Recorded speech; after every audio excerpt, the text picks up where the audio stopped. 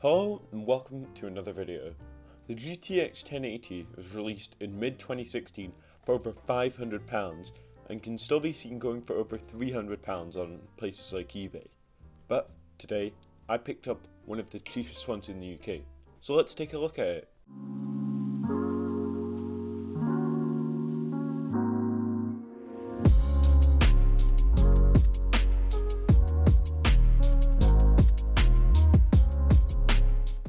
The exact card in question today is the Palette Super Jetstream Edition. This is quite a beautiful card, with a nice shiny metal section on the top of the card, two large fin stacks for cooling, with three heat pipes connecting them from the edge of the fin stacks to the GPU die. On the rear it has a subtle brushed aluminium backplate, as well as pinouts for voltages of various components like the GPU, VRAM and power delivery. The card also features an extra 6-pin PCIe power plug to go along with the standard 8-pin one that comes with most 1080s. Finally, we have two SLI fingers at the top of the card and the rear I/O, which is fully featured in my opinion, featuring 3 DisplayPort 1.4s, 1 HDMI 2.0 and a dual-link DVI. From here we can see the height of the card, so be careful if you're planning to use this in a small case. Let's take a quick look under the hood at the specs. From here, we can see the 8GB of GDDR5X, which is clocked at a cool 10,000 MHz. Next to it, we see the GPU die itself, featuring 2,560 CUDA cores, and a graphics clock of 1,607, with a boost clock of 1,733. Keep in mind though, that thanks to the large cooler, GPU Boost 3.0 can push the card far further than this, and I regularly saw it reaching 2,000 MHz plus. Now, let's see how she performs in the benchmarks. So first up, we have CSGO, which was ran at 1080p low, aka the competitive settings, and achieved an average of 228 FPS in the community benchmark map. Pretty good. Next up is Splitgate. We tested this at 1080p ultra settings, so that's everything cranked. And with that, it achieved an average of 203 FPS, with 1% lows of 84 FPS and 0.1% lows of 9 FPS during a gameplay test. Then tested Dirt Rally 2.0 running at 1080p ultra settings and did a couple races with it. The average came out to be 71 FPS with 1% lows of 51 FPS and 0.1% lows of 50 FPS, so no real starter here. It was a lovely experience.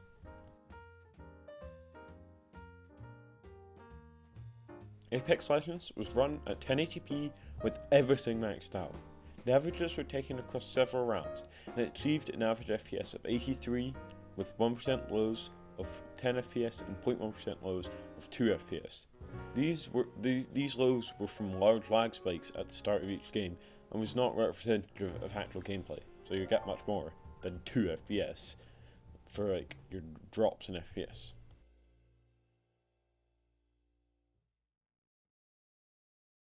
New to the benchmarks, we have Battlefield 5, which was run at 1080p with everything cranked except from ray tracing, because we'll be testing that later. And with an average of 70 FPS and 1% lows of 5 FPS and 0.1% lows of 2 FPS.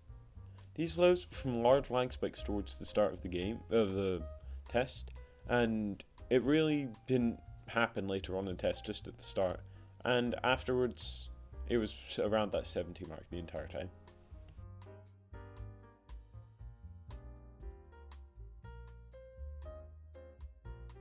Now, Battlefield 5 but with ray tracing. This achieved an average of 32 FPS with 1% lows of 21 FPS and 0.1% lows of 12 FPS. This stark drop in FPS just doesn't seem worth it to me, as the visual difference isn't that much, at least to me, so I'm going to avoid RTX with this card.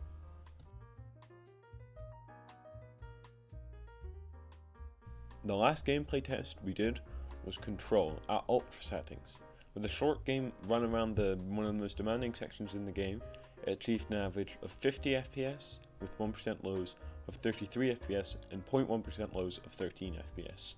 It was very playable and I'd be happy to play the entire game like this.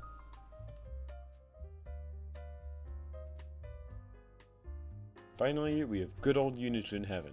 In the normal benchmark test, we saw it achieve an average of 193 FPS with a score of 4,859. In the extreme benchmark, it achieved an average of 106 FPS with a score of 2,677. This is a pretty big step up over my 980 Ti.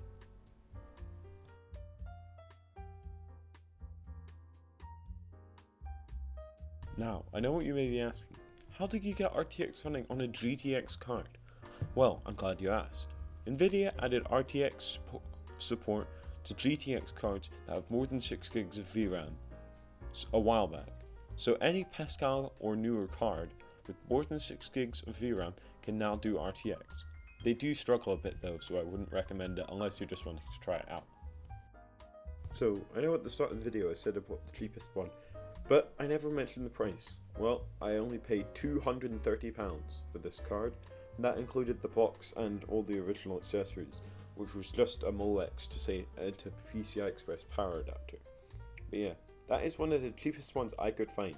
But the only ones being slightly cheaper were 1080 Ti's that were on eBay, and I think those were scams because the listings disappeared despite they just being sold a couple days ago. This card is a bit of a powerhouse, and anyone who bought one back in 2016 could still be gaming today, not even realizing that their computer is 5 years old. It's a beast, and I'm going to stick with it for a while, I think, as it's going to perform great in all my tasks. And yeah, if you can find one for a price like mine, I would definitely recommend it. So as always, thank you guys very much for watching. Please subscribe, like, and comment, and I'll see you guys later.